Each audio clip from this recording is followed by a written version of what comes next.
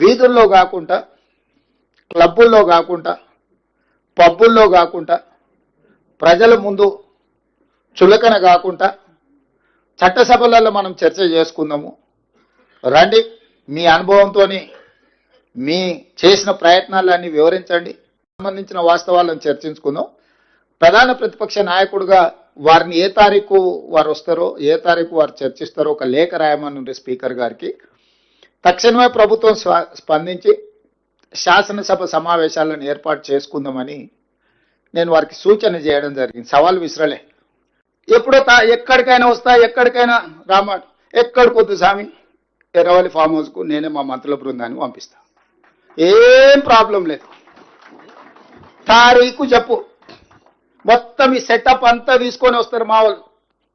Erravalli form హౌస్లోనే చర్చ పెడతాము. చంద్రశేఖరరావు గారి ఆరోగ్యం అంత గొప్పగా లేదు, రావడానికి ప్రయాణం చేయడానికి ఏమైనా ఆరోగ్యం సహకరించకపోతే మీరు కుర్చీ వేసుకొని అక్కడ కుర్చీలో కూర్చోండి చంద్రశేఖరరావు గారు.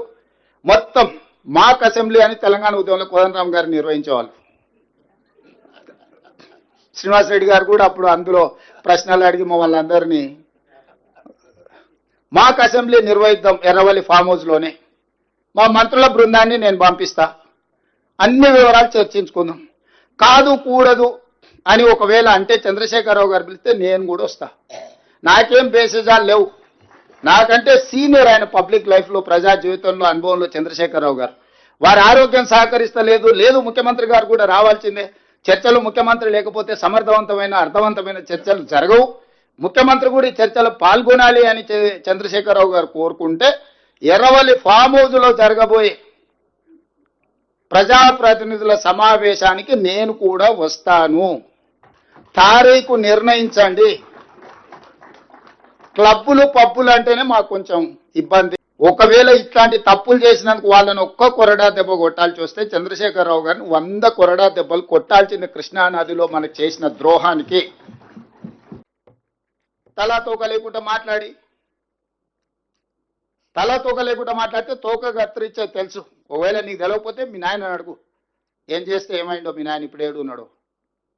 నాకు చికాకు కలిగించొద్దు. నాకు చికాకు కలిగిస్తే మళ్ళీ అది బాగుండదు. నేను చదవడం మొదలు పెడితే మళ్ళీ అది మంచిగా కూడా ఉండదు. దయచేసి నన్ను క్లబ్బులకు పబ్బులకు పిలవద్దు. మీరేంది మాకు చెప్పేది? సలహా ఇవ్వండి, సూచన చేయండి.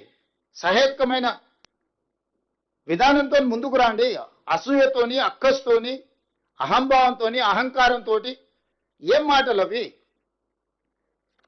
అట్లాంటి మాటలకు సమాధానం చెప్పడానికి మా దగ్గర లేరనుకుంటుర్రా?